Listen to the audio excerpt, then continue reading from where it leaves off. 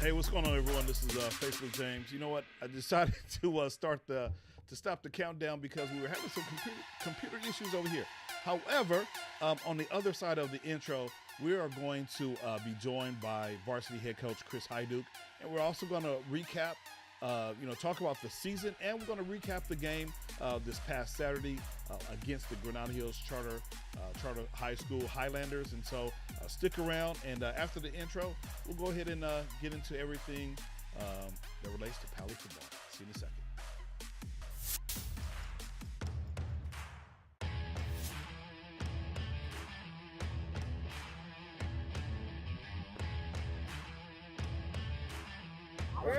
Hey, win on me, win on three, ready, 1, 2, 3. Win! Yeah!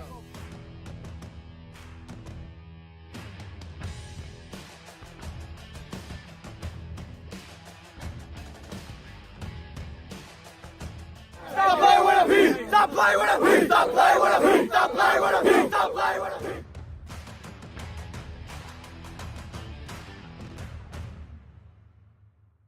Some call it the gridiron. Nice route, way to skim it. Others, 100 yards of pain. Too much. We just like to call it football. Football. With Facebook James. Football, baby. Hey, football baby, indeed. Welcome to the show on this wonderful Monday evening here, coming to you live from Dolphin Studios. I am your host, Facebook James, and we were experiencing some difficulty with the technology over here on my side. I started the stream a few moments ago and just discovered that we weren't live, so I had to kind of readjust. And so hopefully you're able to see everything and hear everything. And so if you're watching right now, I just did a couple of tests just to make sure that we're able to read the comments. And so I did put in a hello from Facebook. So if you're watching on Facebook, that's cool. Go ahead and drop us a couple of notes just to let us know that you're watching. And also, if you're watching on YouTube, if you happen to be, I'm actually live on my own personal channel instead of This Week in Pali Football. So it is what it is. But so we're happy to have you here on the live tonight. And again, just going to recap what an amazing season we had this past year with the Pali football players, the coaches, the parents. I mean, it was just an amazing season. And so, when you lose about 30 plus seniors, and it's almost like starting over at the beginning of the season, you kind of didn't know who was going to step up. Yeah, we had several seniors, probably about 20 seniors on the team who kind of stepped up and did what they needed to do. And they really stepped up and made the team seem like a brotherhood, as Christian Ball, as he always says, he loves his football brothers. And this will definitely be another season that is, that will go down in Pali athletic history as one of the best seasons ever. I mean, it wasn't a repeat of last year's 11-1 season. These guys went 10-4. They went all the way to the Division I championship. And so, first time since 1987, I believe. And so just a wonderful accomplishment by the boys this season. And so, Maureen, thank you for watching. Maureen Lascala, thank you for, we appreciate you watching and just being a part of Pali football. So you know what? Here's what we're going to do. I don't have that many updates other than I do have one particular update that I do want to remember, and that is we want to call everyone's attention to, if I can see it, here it is, the football banquet. Now that the season is over, we can finally get over to the football banquet and just kind of reminisce, go down memory lane with all of our football players and their families. And this is a day, an afternoon where we have what I call, to borrow a term from church, food, fun, and fellowship. We're going to have food, fun, and football. And so we want everyone to come on out, and there will be some information sent via email. And also we'll post some information on our social media platforms as well as it relates to this wonderful day, December 11th from 12 to 3. It's going to be a wonderful time. And please, definitely, if you're a senior, we want you to come on out, senior as in senior in high school. not necessarily a senior in age, but I mean, hey, seniors, age-wise, you can come on out and support too. But definitely, if you're a senior in high school and you participate on this football team, we want you to come on out and have some fun. We're going to have family, like I said, food, and this is a time to kind of give back and recognize those boys, those coaches, and support staff. On this particular day. So it's going to be a wonderful time, wonderful food. And so just come on out. Like I said, more information will be sent out via email. So you might want to check your spam folders and look forward to this particular announcement coming through our social media and on our email threads as well. So here, we made it all the way to the Division I championship. And I did put together a small video clip of just some of the things that happened on Saturday. It wasn't what we wanted to happen. Our boys were really focused. They wanted to come out, and they did not have an opportunity to play Granada Hills this September because of the heat and the fire. That particular game was called off. And so, some of the boys thought that this would be like, a pretend charter bowl, but also the Division I championship game. And so, like I said, it didn't go the way that we wanted to. Dejon Stanley and the rest of the boys, they ran their offense as perfect as they could. Our defense just had some problems, and our offense had some problems. Our team had some problems getting the ball into the end zone. There were some plays throughout the game. There were some amazing plays. I know Michael King-Hagan caught a long pass. Roman scored the first touchdown again. He probably did that the past 3 or 4 games, him scoring the first touchdown in the game. Our boys were doing, Sean Greer had a couple of catches in the game. Xavier had a wonderful run back, a kickoff return. And so I thought that was an amazing game. And so we do have a video that we want to kind of highlight, but also because we're recapping the whole game, you're going to see some of the Granada Hills plays in that particular video. And then after that video, we'll bring in varsity head coach Chris Hyduke, and we'll just kind of pick his brain. And I do have some stats over here. Granada has uploaded their stats as well, so we'll kind of go through the stats and talk about that.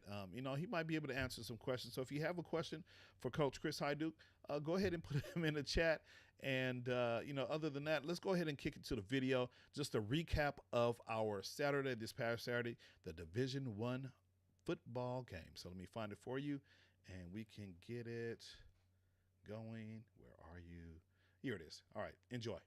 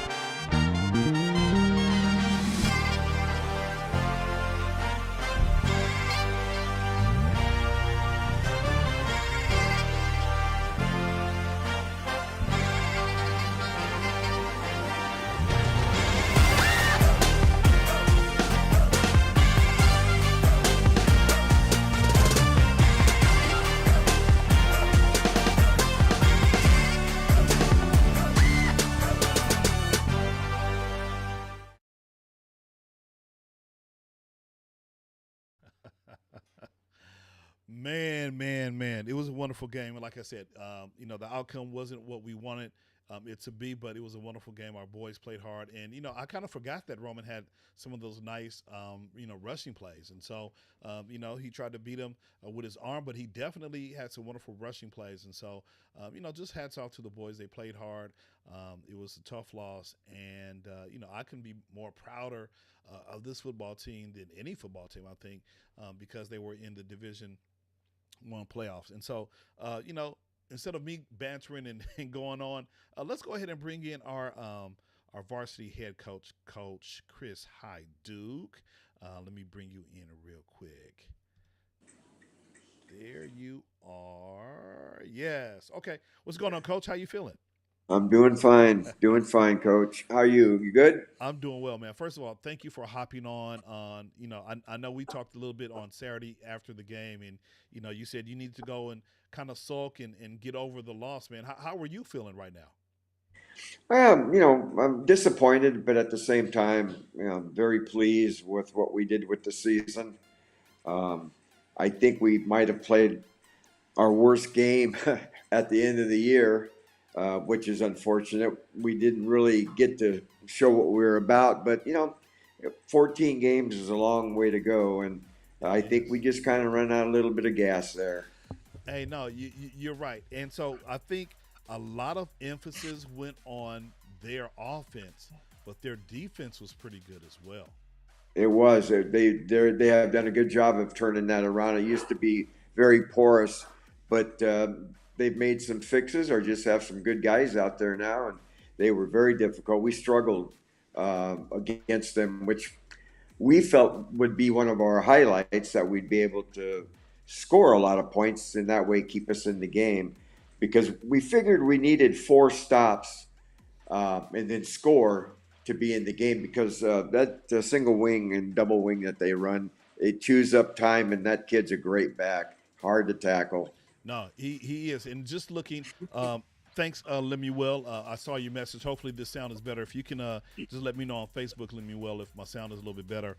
Just send me a notification saying that my sound was kind of low. So I made some adjustments on my end. So hopefully you guys can hear me a little bit better. But no, I mean, just looking at the video clip, man, of just the recap, I mean, you really had to find where this guy was, because they run, a double wing or single wing set, and that first blocker, you think he might have the ball, but it's actually that second blocker. And so, props to Granada Hills and their team, Coach Bucky Brooks and everything. And so, like you said, there's a whole bunch of emotions running around on our end. So I'm just trying to make some adjustments over here. But yeah, it was a wonderful game, wonderful season, and so hats off again to Coach to Bucky Brooks and Granada Hills. So let's kind of talk about, break down the season, and then I do have some of the stats from Granada Hills from from their side. Our stats haven't been entered as of yet, and so maybe you can kind of help us disaggregate the information that we see as it relates to the Granada Hills, and we know they didn't throw a pass, so all of it is just really rushing. So we looked at 7 films, and they didn't throw one pass in 7 films that we looked at either. So wow, that's crazy. Yeah, it's really funny. We played them last year and beat them pretty easily. Yes, and it was the same offense, but they didn't have that young man that they had Saturday. Yes, he was hurt or something, so he's definitely an impact player. Yeah, and we just couldn't find him, and they get like 8 guys to the point of attack, and if you're not lucky some of the times, you're not going to get him. He's going to go. Absolutely, and that's what he did. So congrats to Dejon Stanley. And actually, because he's a track guy, he's a track guy, but he's also a football guy. But, he's the city champion in the 100 and 200. And so his speed is up there with Amari Yolas, right? Amari has amazing speed, and so does this guy. So, nothing to be, taken away from this dude and their team. I mean, he has amazing speed, and, the coach really knew how to use his speed and, really took the best Yeah. of us. So I think I would have probably done something along those lines too with that speed that young man has. Get the ball in his hands. I mean, he carried an awful lot. Wasn't very heavy, like John McKay used to say. The ball's not very heavy. Give him a lot of carries, right? He got absolutely, him. absolutely. So let's kind of reflect. At the beginning of the season, we had our home opener, I believe, against El Camino, and to our defense, or just a little bit, about our particular football team. We had about 30 guys who left the team last year, and so Yeah. this year we had probably around 20 seniors, probably about 10 or 12 who really were impactful. Playing every week, and so we started with 12 to 15 guys who made a real impact. Man, kind of talk about some of the Right. seniors on this particular team, Coach. I know we had Christian, we had Xavier, we had Chris, Marcus. I mean, just I don't want to name everybody, but go ahead and Yeah. talk about just some of the leadership from the seniors on this football team. Well, Christian had kind of a rough year this year. He missed some games, like a lot of guys did with illness. Yes.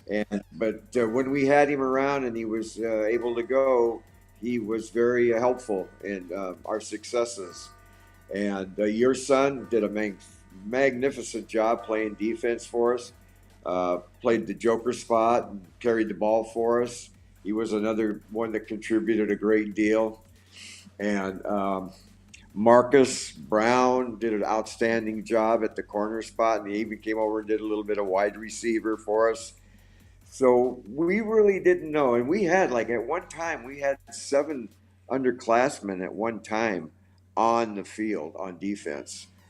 And so that kind of goes to show you how young we were. And then we had the Spoon boys. The one Spoon boy will be coming back, and the older Spoon boy, who was a captain too, had a real good year. We relied on him to do things that needed to be done, and take care. What happened is we had to vacate. I think we vacated the leadership role when all those guys left. All those seniors left. It kind of left us without a really leadership, and we had to go and find some guys that would step up and try and take that role on, because that's a tough role Absolutely. in high school to be a captain and a leadership. And I think the kids that we picked, for the most part, they all did what we wanted them to do. And like I said, the senior class, the ones that did play, and we didn't have a lot of them. We had Chris Washington and Nick Washington.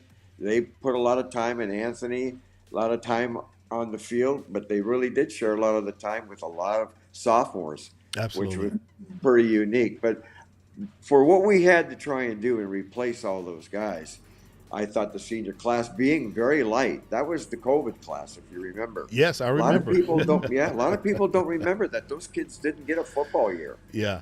A lot of those kids, this was their first time playing football because we didn't have a JV team that year. Yeah. So, they got robbed out of 1 year of development. A lot of people don't realize that. So a lot of those seniors, had minimal playing time as it was. Yeah. Who, we counted on later. Yeah, no, I remember COVID year, and and in particular, just a personal story. I remember Coach Hyduke saying, or not Coach Hyduke, Coach Hyde saying, "Hey, Coach Hyduke wants to use your boy as a DB." I'm like, "Oh, okay, that's cool." And so I think that was during that COVID year, right? Yeah. And he kind of stepped up, and first, because everybody wants to play the offense. They want to play that sexy side of the ball, right? They want to run the ball, Yeah. they want to catch the ball. Everyone wants to play on the offense, and so when Hyde said, "Oh, Hyduke likes him at DB," I'm like, okay, that's cool. And from my standpoint, whatever contribution any of my sons can make on the football squad, they'll do it, right? Because they love football, and also because learning, you're learning positions, and so it's an extension of the outdoor or the indoor classroom. You're just outside. You're teaching concepts where the kids have to listen and follow instructions and execute. And so, for me, I'm like, hey, dude, when he told me, I was like, hey, whatever you need to do to get on the field to play, because you do want to play. He was like, yeah. I'm like, okay, learn a position, do the best you can. Don't give up. And that's what I've told all my boys throughout their playing time with football and definitely at Pali. Yeah. Well, it's really kind of like you put it, it's an extension of the classroom. Myself, I taught for 36 years in the classroom and football coach. And it's amazing when you think about it, you have to get 22 guys, 11 on each side, to try and orchestrate them into either playing a defense or playing an offense. There's a lot of parts that go into that. And it's really a chess game, to be honest with you. Absolutely. Moving people around in pawns, and where the ball's on the field, that all comes into play. Yeah. And the more experience, the better, obviously. Absolutely. And I'm glad that he stuck with that position, especially, last year and then, this year. And then, him and other boys, not, I don't want to just focus on my son, but also, you had, Chris Washington, who played both ways. Amari Yolis played both ways. And you kind of mentioned. And so you have to be versatile, especially when you have a young team. And I know that you guys used as much as you can out of those seniors, having them play both ways. I think, some of the boys were able to get a break. I know Christopher Washington, a couple of times he got injured. And then Anthony would hop in and run the ball. Right. Yep. And so it was just, I think it was a perfect combination of knowing what the guys bring to the table, or in this case, bring to the field, and using their gifts and exploiting them, for the betterment of the team. Exactly. You got, it's it's about, how you use your talent, and where you put them and where they can help you the most. And that's where a kid who says, yeah, okay, coach, I need to go play that spot for the team, I'll do it. That's very important, because everybody's important on that football team. It's Absolutely. just not, it might look like one guy, but if the other guys aren't doing what needs to be done, it's a nightmare. Yeah. And it's really working together. It's a great sport, and you got 11 guys all trying to do the same thing on both sides of the ball. So that's why it's interesting. That's why people like to come and watch it. It's a great game. It is. Absolutely. Absolutely. So just kind of going back to the season, we had a pretty easy start. We had El Camino and then San Fernando. San Fernando. I think we won both of those games, and those games were expected games that we were going to win. And I think we won those games really, really easy by, I think we got into the 50s for the San Fernando game. I'm not too sure. Yeah.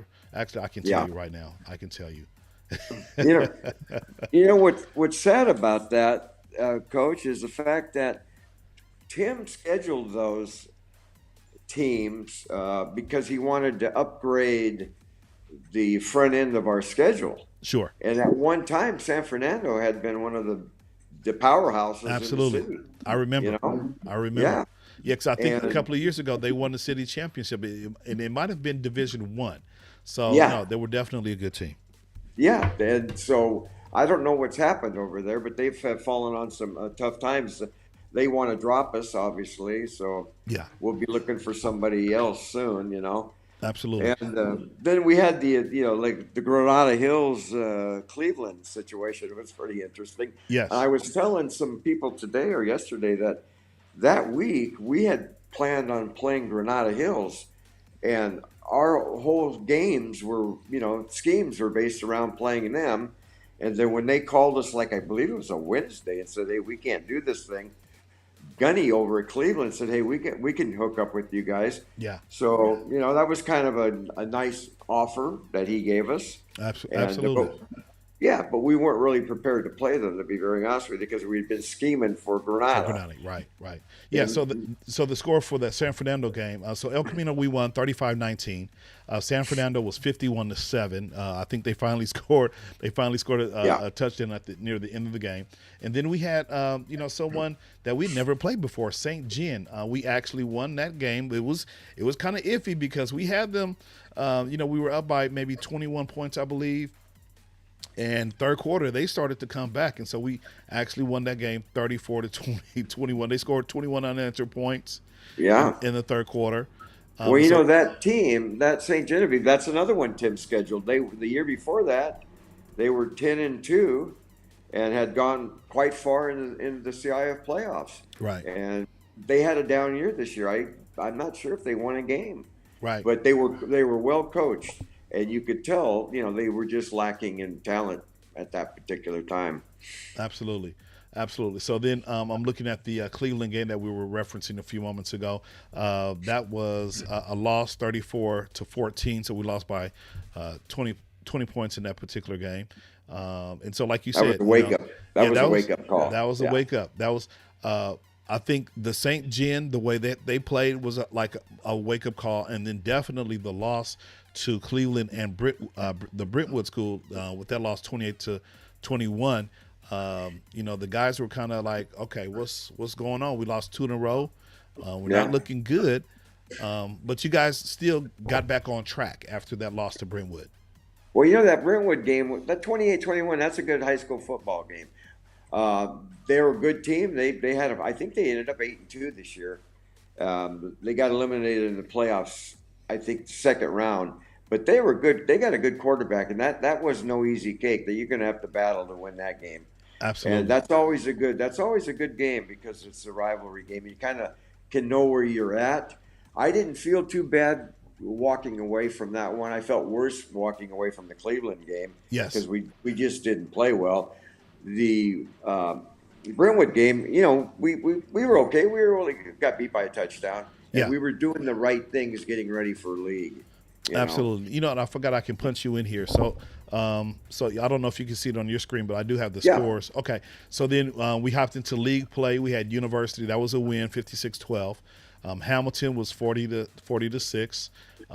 Fairfax 41-8. All of those were league games. Westchester, and all of those games we were expected to win, and we had some phenomenal performances in some of those games. We did. I tell you, the Hamilton game was supposed to be the big challenge in the league. Everybody was saying that they were going to, and they were, they were a good little club, and we went over there and kind of rolled them a little bit, which kind of surprised me, but I think that got our confidence coming back up because you didn't gain much confidence from the Uni game because Uni is a tough game to go play. Yeah.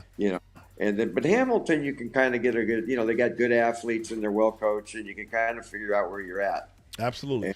And, we felt better coming off that Hamilton win. Now, I will say, Coach, just looking or just, reflecting on the University game, I like the way that you guys came out and threw, several passes to Amari Yolis at the beginning. We talked about some of those seniors playing double, both ways. He was the guys that he was a player that you guys just, once you went on offense, you threw him the long passes and really put us up ahead and kind of set the tone for the rest of that game. Yeah, exactly. Well, we wanted to get in there, get up quick, and then let a lot of the kids that don't get to play. And that we accomplished that goal, and we got a lot of kids in that night. Got a lot of kids who got some experience for a lot of kids that probably wouldn't get much the rest of the year. Sure. Yeah, that was important. And then in some of those games, we did get banged up. I believe Anthony got banged up earlier in the season, so he wasn't really able to contribute like he really wanted to. Let me see. I know he kind of stands out. And then we had Marcus. I believe Marcus, he had a wonderful game. I believe we played Hamilton, came to us, and that was a game that he had like 3 touchdowns within 6 minutes. I mean, he was just on the ball that particular game. Yeah. It was his night, kind of how that goes sometimes. Absolutely. Yeah. And not throwing shade at some of the other players, like the QB play, the wide receivers. I'm just not mentioning them because that's a given. Roman played his heart out. I know there was a QB.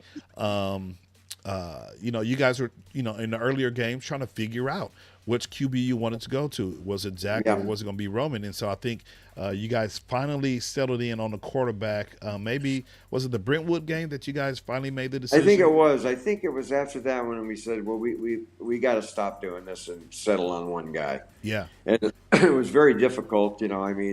Both great kids, and Roman at that particular time was ahead of the game, so he got the call. Absolutely. And Roman, I think during that Hamilton game, I'm sorry, not Hamilton, University, I think that game he threw over 225 yards if I remember correctly. He had like I said, he was throwing to Amari, and the boys were just catching those passes that he was throwing up. So, shout out to Roman leading this team and stepping up and doing what he needed to do week after week. And then we hopped into Fairfax. That was a good win for us, 41. Yeah. They're always a good team. They're another good measure. Yes. You can kind of Yes. where are we really at? Okay? Yes.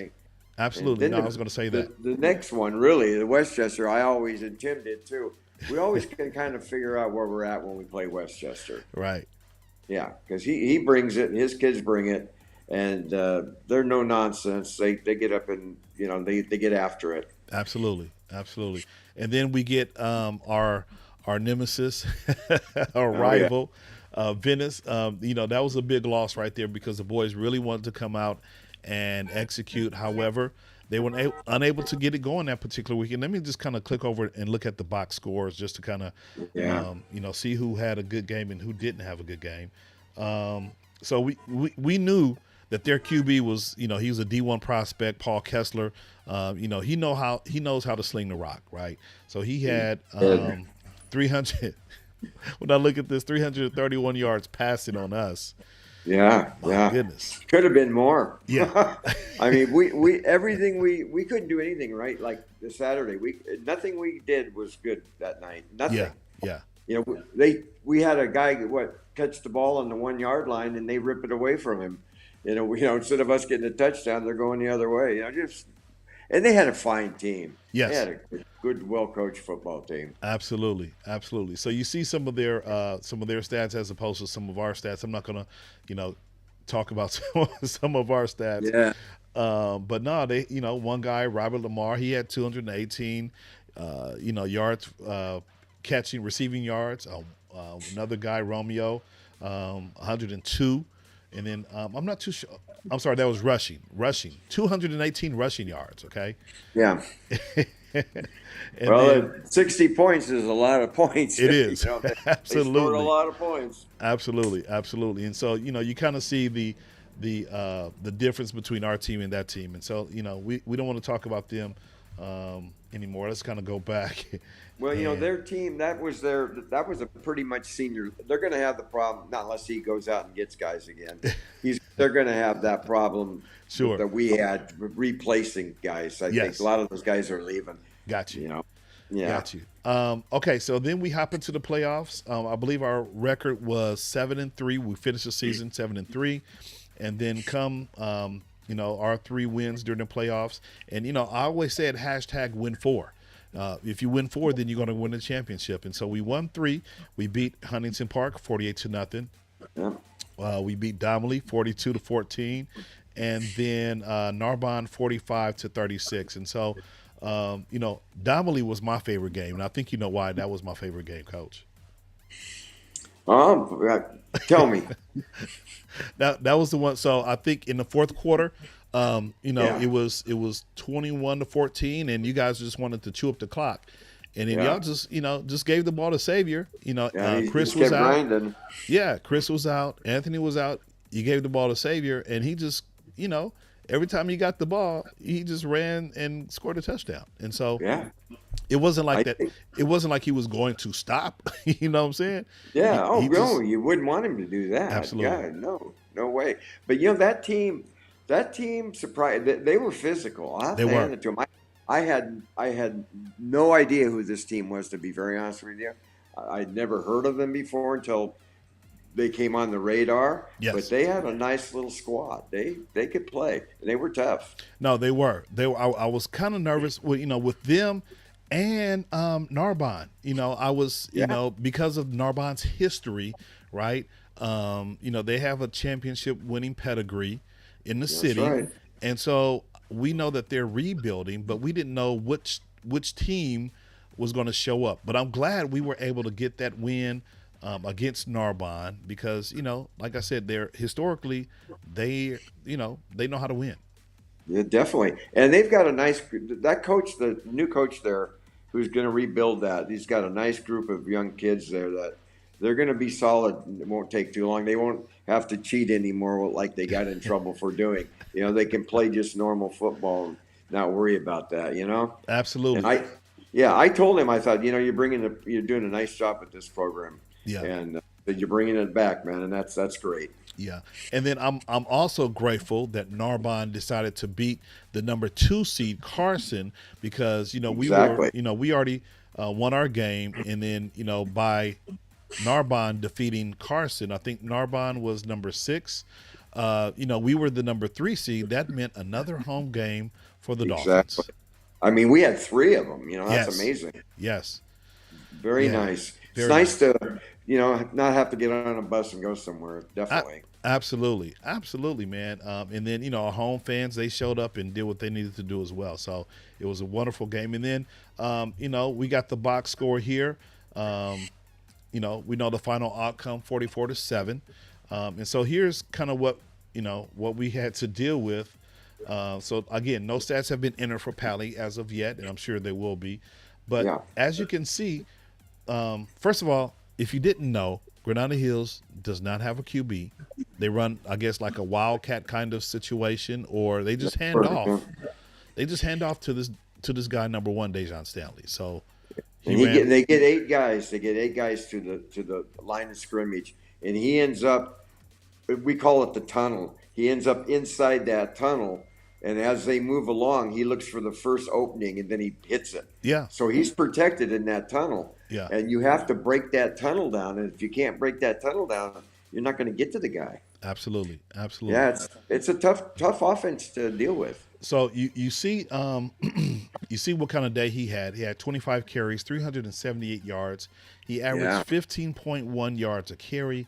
His longest was 90 yards, and he had 5 touchdowns on us on Saturday. Yeah, it's amazing. It is amazing. And then his cousin, Daryl Staley, he's a sophomore, so he has two more years, and I'm kind of anxious to see what they're going to do with Daryl. Daryl doesn't have the same speed as Dejon, but we'll see. But he carried the ball 10 times for 48 yards, and then they had some other guys try to carry the ball as well. But the main guy that you're looking at all these stats right here was Dejon Stanley, and so definitely he was the man, and he carried the ball, boy, carried the load. He really did. And that's another game. We could not get started. We do something really good on offense, and then we couldn't stop them on defense. It was like we never could finish. It seemed like Right. I don't know how many times we were in the red zone. I would think 3 or 4 times and didn't score. Absolutely. We were on the 2-yard line and couldn't score. So, you're not going to win many games doing that. Yeah. No, it could have been closer. I really believe if we would have been played a little bit better game, that game would have been closer. I'm not saying we would have won it, but it would have been closer to a football game. Absolutely. And then, because this is just my observation, Coach, just, because I'm there on the sidelines, and I'll give a statement near the end of the show about me not being able to live stream on Facebook. But, I just see the temperament of the guys. And when they get down early, they kind of, they kind of begin to hang their head low, as if they can't come back, and continuing to play through the third and fourth quarter. Once they get down, it's just like, okay, they have that defeatist mentality, and it's really hard to flip the switch back on. It's like, hey guys, there's some more time on the clock. We have to play. Well, it's funny. Larry Palmer, which you knew Larry, used to tell me that was the curse of the Palisades, and he said, if once we got down, we would kind of lose a little energy. And he told me that when I first came up to Pali, and he was right. He'd been there a long time, and it's a hard thing. You got to break that habit. That's, we try and break that habit. It's tough. You're not always going to be, on top. Yes. You got to fight. It's a dog fight. Yes, absolutely.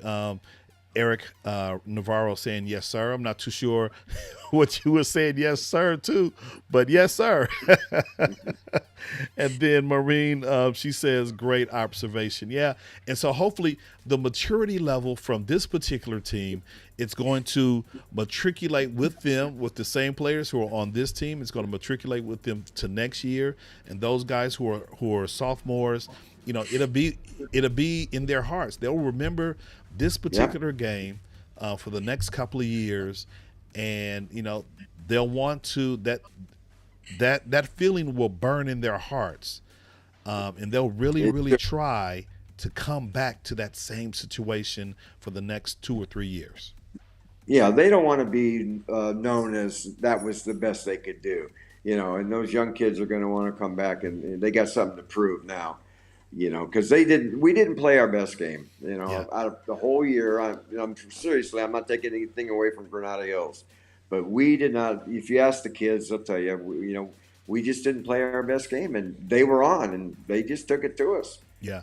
No, I can definitely say from an observer, and here's the thing too, Coach. People, because people know I'm affiliated, with the football team in terms of doing the social media and live streaming on the sidelines. Folks will come up to me either before or after, and they'll kind of give me their perspective of what they're seeing from the stands, right? Interesting, and so, yeah. Some of those same things that I observe, they're observing it as well. And so I know for one, like our offensive line needs to be a little bit stronger and tougher and meaner. That's one thing that kind of hurt. I think. No. I mean, we haven't had here's one thing too, Jim, and I think that's a good analysis. We haven't had a weight program at that school now for over 3 years. And we are not strong. And we are now in the process of going to get a real good weight program going in the off season. Awesome. We have to if we want to see if we want to win these types of games, like the San Pedro game, we're going to have to get stronger. That's at the end of the year, weights do matter. Yeah. Janet Garcia is watching, and she says, yes, definitely need to break that. They need a little more discipline. Yep. And then Maureen Lascala, she says, blocking. Absolutely. And so hopefully with this weight room situation that's going to happen, that's going to allow some of these, because we have some big boys, like Dylan is big. Some of the call-ups from JV, like big dude Cole. I don't know his last name, but I just know he wore 54. He's like 6'4", 2 something. Yeah, and he's got a good attitude. Just never played football before, so this year was it's a newbie for him. But absolutely, yes, we're gonna get him in that weight room and get that thing. Jesse's gonna run that program for us. And as soon as the semester ends and we come back for the second semester and everything settles down, that's when we're going to start hitting it. Absolutely. Now, I will pull in the plug since we're talking about weight room, and I'm sure Pali could use some donations. So tomorrow is Giving Tuesday. I don't have a graphic for it, but tomorrow is Giving Tuesday. All you have to do is go to palifootball.org and you can go to our donate tab, hit that donate tab, and donate maybe 5, 10, 15, 25, whatever Sure. it is you want to donate to help that situation, help our kids grow a little bit stronger, faster, so that they can, be stronger, faster on the field. Yes. I've never heard of not having a good weightlifting program. I mean, it's just because of the way things with the COVID and then the reconstruction and all that stuff. It's just, but Hyde went through it, so we're going to change it. That culture's changing. Yeah, absolutely. And just another observation. So, I was just saying our offensive line definitely needs to be beefed up and stronger. What is another observation? And cats are always, telling me How about like, tackling? We got to work on tackling. You know what? Absolutely. Instead of, and I think I've mentioned it to you, you've mentioned it to me in passing. We can't arm tackle. We got to wrap up. Yeah.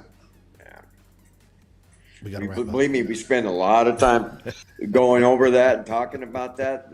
It's a hard habit to break, but we're going to keep working on it. Absolutely. No, I don't want to get too specific because sometimes, especially, being a parent of boys, they'll be like, oh, well, you're talking about, no, I'm not talking about your son. I'm just saying, Sure. So I try not to say names or, I just position groups need to get stronger. Like, here's a good example. Sean Greer. Love that dude. This is his first time. Another example of a guy who's never played football before, right? Yep. He's mostly a soccer guy. And so, I saw it in 7-on-7. I kind of talked about it early in some of the previous episodes about his ability to get open and catch the ball. He has amazing speed as well, but he hasn't developed that time like some of the other guys who've played football over and over again. This is his first time. So I would love for him to maybe get some more coaching, just understand, how to get open and receiving the balls. Now, I can mention Sean because I have a relationship with Sean, and I know Sean is cool with it. He understands. He's like, look, this is my first year playing football, Yeah. So, yeah. And he'll say, yeah, I need to do that. Absolutely. Absolutely. And so does the other kid we have right now. I forget his name right at the top of my head. He's a track guy, and it's his first year playing. Absolutely. Michael. Yeah.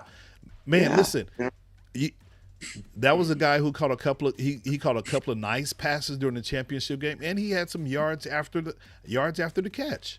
Right? Yeah, and he's only a junior. He's a young guy too, like Greer. Amazing speed. So both of those guys you got coming back. So let's kind of maybe talk about who you got coming back, and then parents, if parents are watching or if they're going to watch, what can they do to help their kid get prepared for next season? And so let's just kind of talk about the team next year and who you have coming back and what position groups are going to be really, really key to making a push next year. I think our quarterback situation looks good. I mean, we've got quite a few quarterbacks in the pipeline. So we'll have some depth at that area. We're going to have to find another running back, but I believe this freshman kid that's coming up is Harris is a pretty good kid, and he gets in the weight room. He lifts and is a track guy. And I've already talked to the track coach, so they're going to work that out together. We're going to have to replace our centers coming back. Dylan's coming back. We're going to take Big Cole and make him a guy. We're going to have to retool the offensive line, and we got to find a tight end. When we lost our tight end, Cameron, that really hurt us because he was so instrumental in not only catching the ball but blocking. Yes, and that's when we would bring him in to block. He's 6'2", 6'3", big, strong kid, and we lost that when he got hurt. So we're going to have to find another tight end. Defensively, our linebacker core is back. We have one defensive end coming back. A couple of young guys that are going to try and step forward. Our secondary will have to be revamped. But I think what the parents could do for us is to make sure that they support them in the weight room, that we get them to get and believe in that weight room, and that it's real important. We're really stressing that. If this will be the first time if we can get them in right after Christmas and get them all the way through the summer into a first game that we'll have a real good, it takes years to get really strong. It does. It does. In a program. Yeah. But at least they'll be stronger, Yeah. It doesn't happen overnight. So, all these guys. And then, also, I like to, my boys have been to like summer football camps, hosted by UCLA, USC. And so, those are also instrumental because, you got college coaches who are, trying to coach and give the boys techniques that they can use, either in warming up or just in their personal preparation for the game. And so, that's always an option. It only happens, there's a short window during the summer where these camps take place. And so, hopefully if camps happen this summer, if you're a parent watching, just know, some of these camps are free. Some of them cost a little bit of money. And so, it depends, you might have to sacrifice a couple of Starbucks, right? A couple of Starbucks runs during the week.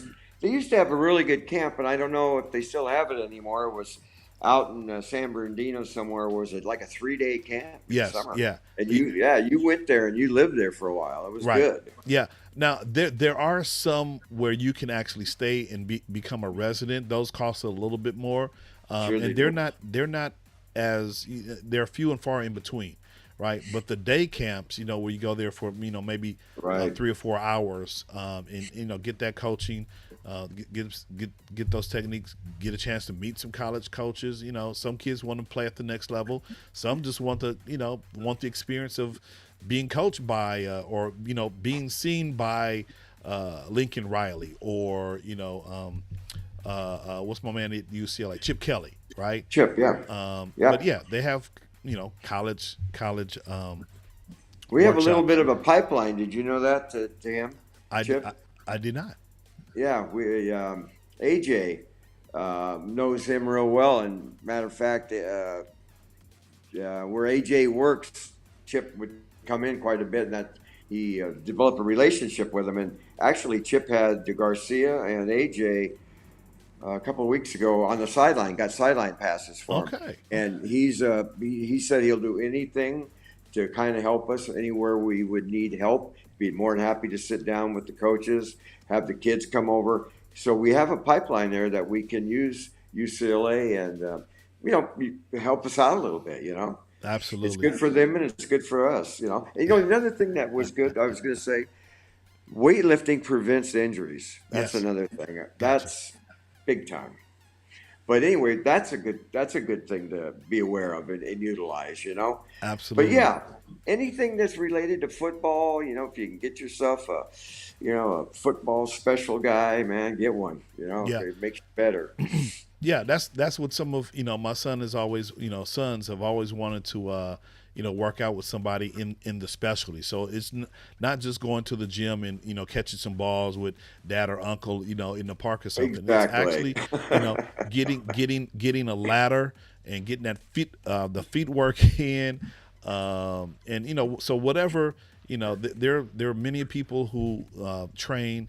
And now that's going to have to be on the parents' dime, but again, that depends on how much the parents are invested in, and not only the parents, if the kid is invested, right? Because if the kid is not invested, parents, do not waste your time. Do not waste your time. But if the kid is invested and they want to go to the next level and learn some skills, get that coaching, and that's going to help them with their techniques for whatever position they play. And there's two things about that. One is being realistic. Like, do I want to help my son be a really good high school football player, or is he going to be able to go to the next level? Because there's both that. I mean, you could train with people that know, hey, you're not going on to the next level, but I can make a great high school football player out of you, versus the guys that think they have the ability to go on. And that's something to look at too once in a while. Absolutely. My friend Erwin Woodard says that UCLA pipeline is major. He says use that, coach.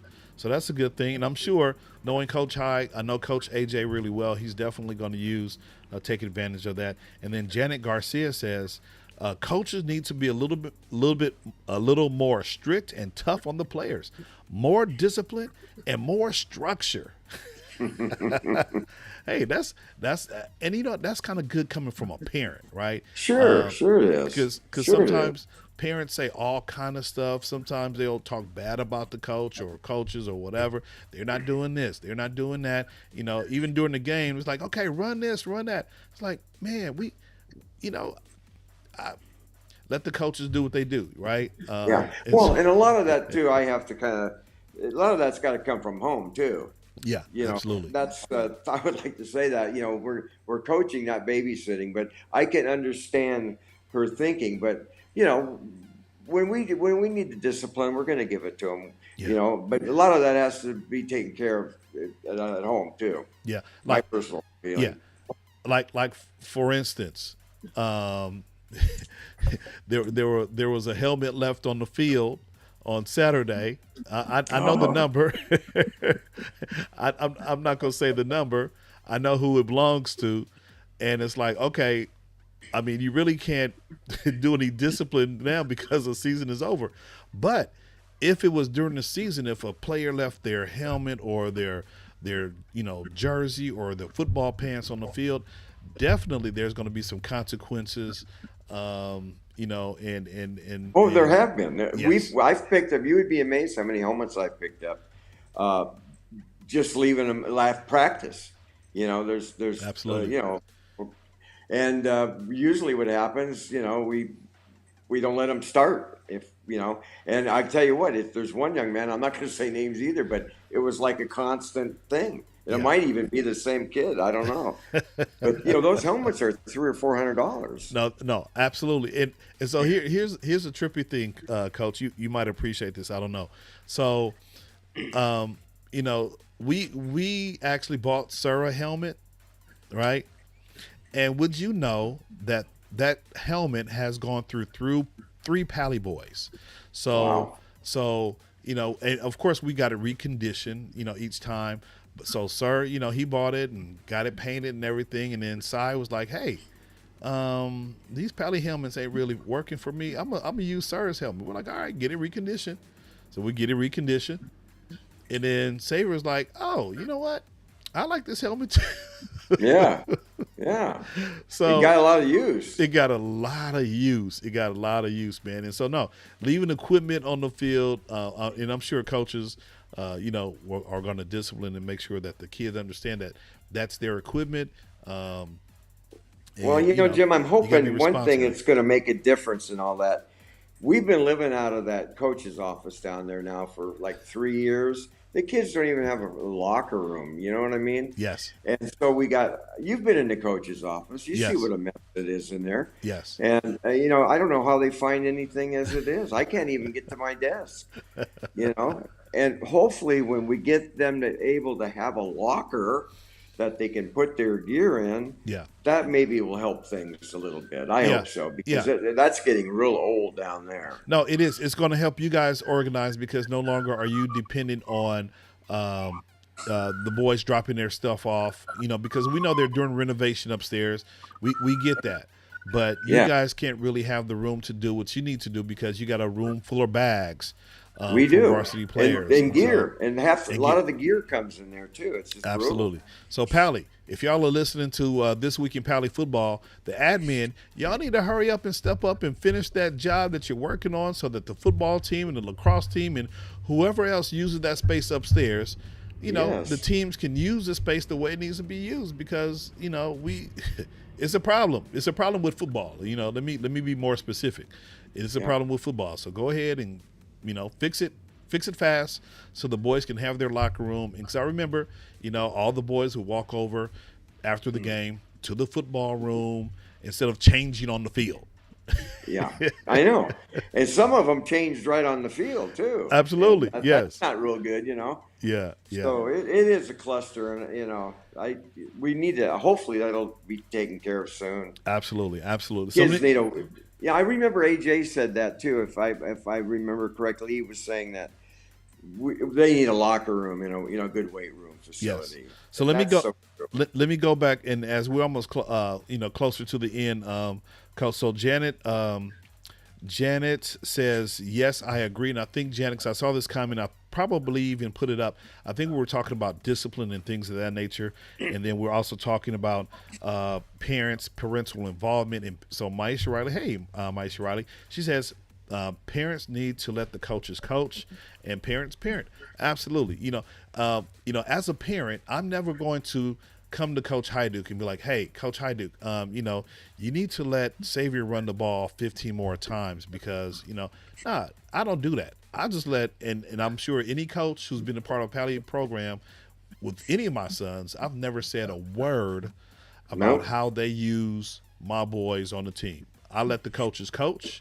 I do my social media, and this is where we interact right here. Yeah. And it's a wonderful, and I think it's a wonderful combination, right, Coach? Oh, definitely. Yeah. It's tough. It's being a parent. It's not easy. Yeah. And keep hands off is real hard. Yes, I absolutely. believe. Yeah. It takes the parent to have discipline to, Yeah. not get too involved. Absolutely, absolutely.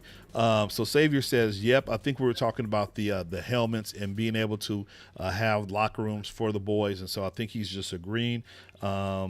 Maureen, I think you were talking about your question is related to the boys changing and having their things in the coach's office. And so I think we answered that. But if we didn't, basically the school is under construction with the gyms and some of the weight rooms upstairs where the boys would normally keep all of their stuff. They have a locker room upstairs, but right now there's some renovations taking place. And so now the football team is keeping their football bags in the coach's office downstairs. So that's why Coach Hajduk was saying, his room is not a coach's office. It's more of a storeroom for equipment, for gym bags, for his stuff, for other coaches' stuff, training stuff. And so it's just a mixed bag. And so hopefully Pali, the admin, can finish that construction work that they're working on. Riley says they need a locker room on the field. Hey, that would be helpful too. Instead of going way upstairs, that would be great. And then Maureen says yes. I think she's agreeing to me answering her question. And then Janet says the minute the player steps on the field, they belong to the coaches. Thank you so much for all the support, Coach. Definitely a good season. So you got a couple of parents who are all in Coach Hajduk. They agree with you. Just like when I send my kids to school, I'm not the teacher in the classroom. I'm just the parent, and I want my teachers to teach my kids the way they need to be taught or what they need to be taught. Same thing, same vein. When my boy steps on the field, you guys are going to teach the schemes and techniques for the boys so that they can understand football just a little bit better. Yeah, that's what we do. That's what we've grown into doing, and that's why we're coaches. It's not because of the big paycheck. It's because of the love of the game. It's a great game. It needs to be taught correctly. Absolutely. And that's what we believe. All right, Coach. Before we finish up, man, I just want you to shout out, and I'm going to have really attempt to have some of the coaches, like finishing up like an exit interview, like what they do with some of the NFL football teams. But sure. Can you just kind of talk about some of the coaches that we have on staff who really work hard with the boys? And I'll start off with Rocky. Talk about Coach Rocky's impact on the football squad this year. Oh, it's great. Rock does an outstanding job. He's taking on that job now as the AD, but he does a great job putting the offense together. Him and Jonah he went and visited a school, Centennial in Corona, and they're a high octane program, and came away with their offense. Last year we were able to run it a little bit more because we had a little bit more, talent at different spots. But he's doing a good job, great job being the OC. And he takes care of, since he's there, he takes care of a lot of the unseen stuff that you guys and I don't see that much of. It's good. He does a great job. And then of course Garcia with the offensive line. He's been up now with me up there for 8 years, and at South for like 7. And, just a fantastic. He goes, he does the D line and he does the O line.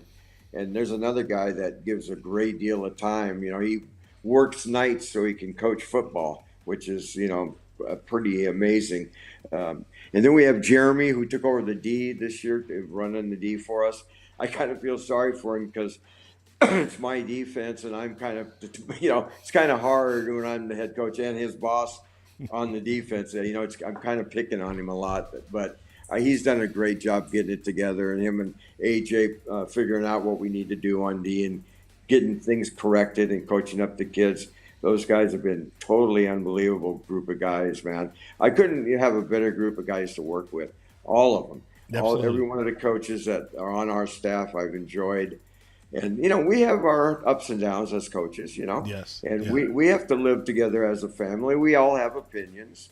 And but most of the time we're all supporting each other, and that's what's good. We're not divided. Sure. And therefore, that's a good thing. You got 2 more coaches, Coach AJ and Coach LeHenry. Right. LeHenry is now, he was our DB coach last year. He's kind of like the smooth. He kind of smooths guys out. When guys are getting or kids are getting, kind of a little too uptight. Yeah. He's kind of like the calm waters. That's what I like about him. Like when I'm kind of getting really frustrated on the sideline and I don't want to show it, I'll go down and talk to him because he has a way of making me kind of quiet down. And plus he's just a really good football coach. And besides that, but I really like that mellowness of him. And Coach AJ is just great, man. He worked with me at South. He's on the other end of the spectrum. He's a full-on, give me a buffalo and I'll ride it guy, And he knows his football and he gets after it, but he's a good coach and a good friend. All those guys, just good guys, and each one of them have their strengths and their weaknesses. Yes. And they bring all their strengths most of the time to the program, and the weaknesses we don't deal with. They don't try and utilize those. Just positive as we can be. These are young men. It gets tough. It gets tough on them.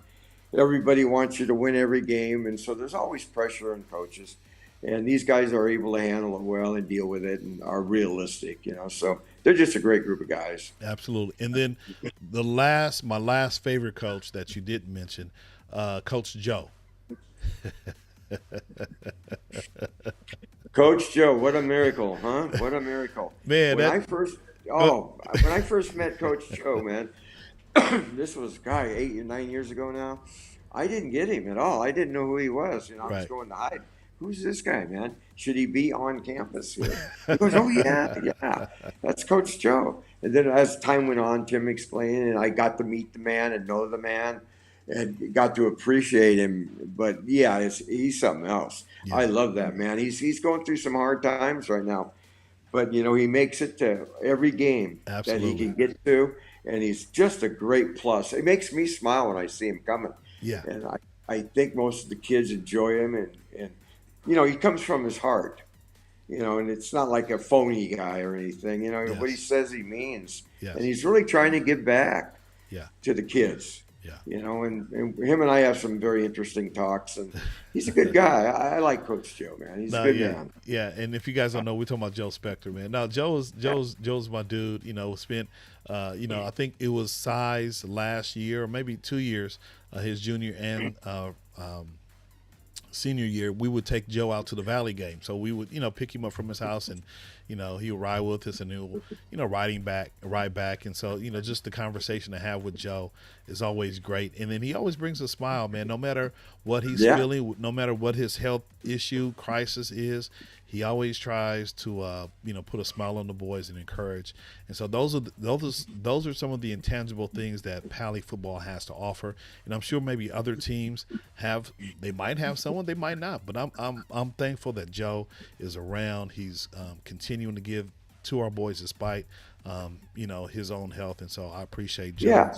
And, if you want an example of a guy that's had to fight just to get out to a football game, and has had to, give back and fight to carry on, who has to have, dialysis 4 times a week. And, there you go, man. Right. So when you're feeling bad, you should look at Coach Joe. Yeah, absolutely. Say, look at that guy. He's here. Why can't you be here? Right. Yeah. Yeah. And while you're here, do something with it. Hit somebody, block somebody, catch a ball, run, do something. And so, I appreciate his spirit and, everything that he does for the program. All right. So we're coming to a close. Let me just get into these comments really, really quick. Corey Adams, that's Evan Narenberg's mom. Corey says, thanks for a great season. And then we talked about Janet, and John F. Evans says, really considering bringing my son to the school, been playing since he was 5. Hey, John, Pali football is it's a wonderful football family. And so, if you can get into Pali, it is a charter school. And so, if he's around, if he's if he's a student, at Paul Revere Middle School, then Paul Revere is a feeder school into Pali, and so that's an automatic admission. But do what you need to do. He's in the 8th grade. Okay, so again, man, there's some other ways. You might have to hop on some kind of list if you want him to play. But we would love to have him. Here's a question: can the coaches recruit other teams' players? That's totally illegal. Totally. No. So, Maureen. So here's what happens. You can. Yeah. So you can, right? Coach Haidu can, go to Westchester and be like, hey, I'm looking for some Westchester players, but the players can kind of lobby each other, because a lot of the players, they know each other at different schools, especially in the Western League here. And so, Amari knows Dejan because they run track together. And so, some of the players, and plus, depending on where the school is, some of these guys have played football in Pop Warner together. So, sometimes you'll see after the game, guys from different teams, they're kind of talking and, just kind of slapping high fives and congratulating each other. That's because some of these guys have played on teams before. And you'll see that as guys matriculate through high school, if folks are lucky enough to go to college, you'll see, all the meeting in the middle after the game. But before the game, you're not necessarily going to meet. But yeah, so some of these guys have played on similar basketball, football, baseball teams together, and so they kind of know each other. But if you know somebody who, you could definitely recruit and send them our way. Let's see. John says we've come to a couple of faves, and he really liked the school and team. Okay, all right, John, absolutely, man. We would love to have you. No, I got you. Come on through, man. If I can do anything for you, you can hit me up. I think you might be watching. Oh, okay. He was hoping to meet with Coach Hyduke. Okay. Hey, I think I'm always in my office, usually around 2 to about 4. There you go. So he's in the office downstairs on the track, and so there, you can't miss the football office. It has the weight. The big weight stands outside weight room right next to the football office. So, John, that's, Coach Hyduke is offering an invitation. Come on down. And, if that's going to help you make your decision where you want to bring your son and play football, then, Pali's a wonderful place to come. And, you get a chance to kind of hang out with me as well. Facebook James. Yeah. Hey, Coach, any last words, man? We've been kind of going on about an hour. We got a number of people watching. This is kind of unprecedented for me, but, any last words you want to say? I just want to thank everybody who, the community is so supportive that, even when things go bad, you guys are there for us. And, your support's just been amazing. And believe it, the coaches feel it, the kids feel it. We all know when there's people out there supporting, and it really makes a difference when we know that people are really looking out for our best, and we appreciate that a lot. Absolutely, man. I appreciate you hopping on, man. I don't want to take any more of your time. I think I got a couple of things I just want to say before I close up the show. But I appreciate you hopping on, man. You're always welcome, and we'll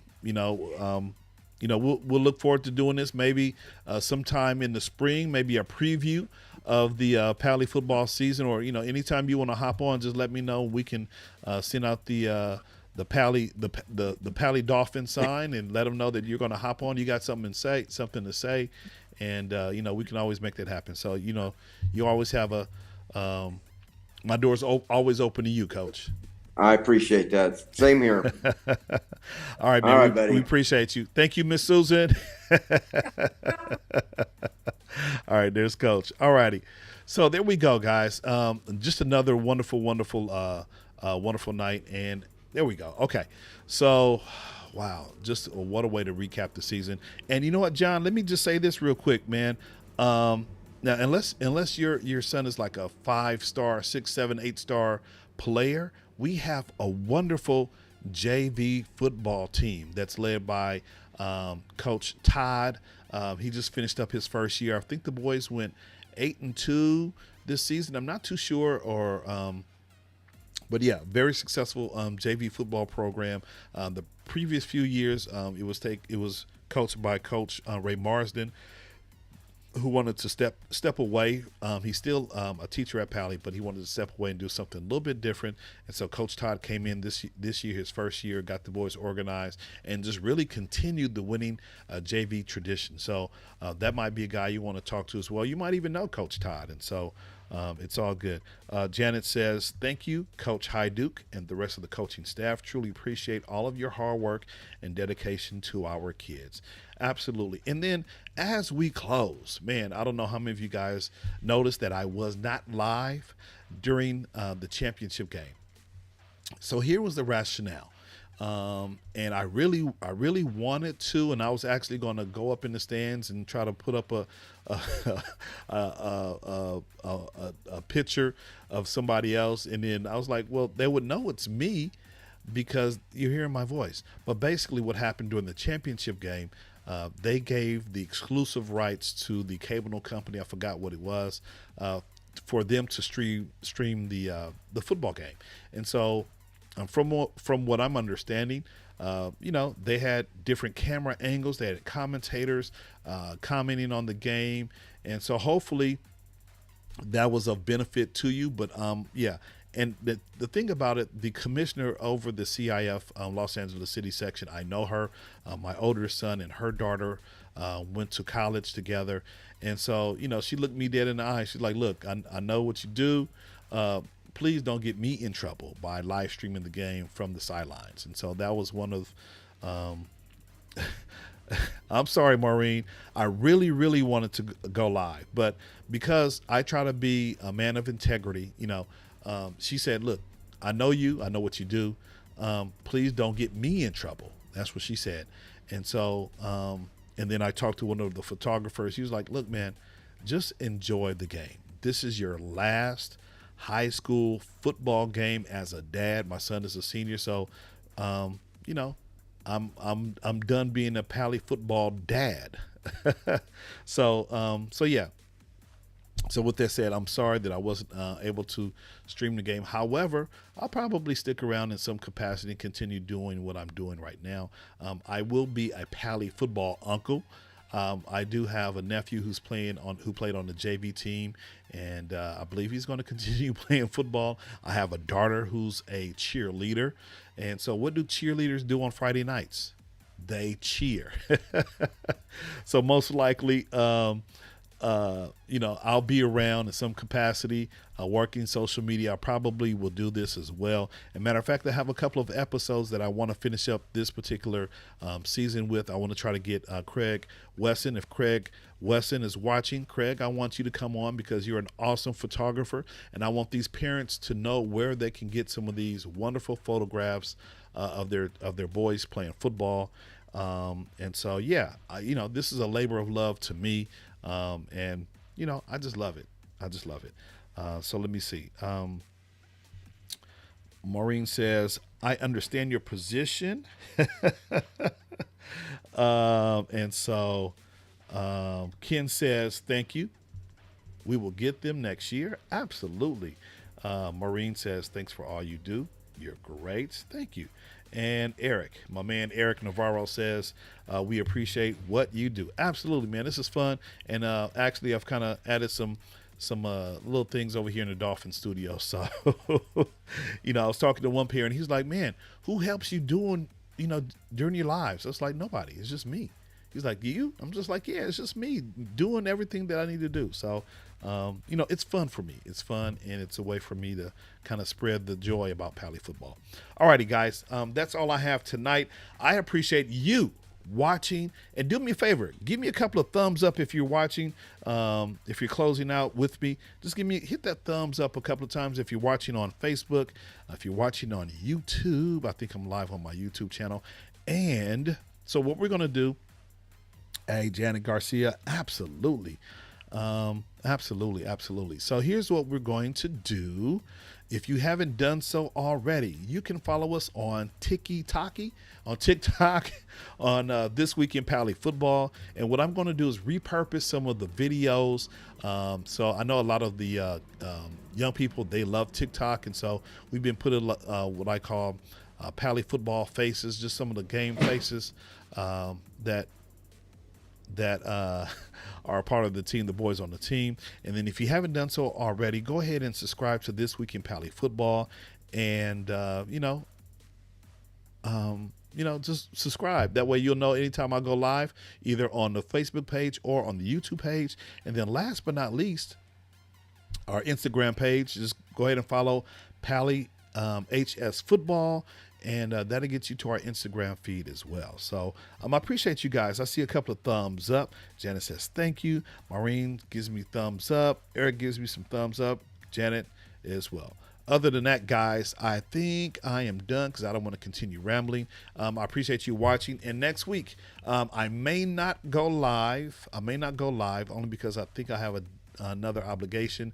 That if I go live, it might be after 7:30. So if you want to hop on after 7, maybe around 8 o'clock hour, then that'll be cool. But Craig Weston, if you're watching, if you're watching the replay, Craig, I want you on next week, my man. All right. Anyway, you guys have a wonderful, wonderful weekend. We're excited about what's going to come forward with Pali football. And as always, go Pali. Thanks for watching, you guys. Take care. Good night.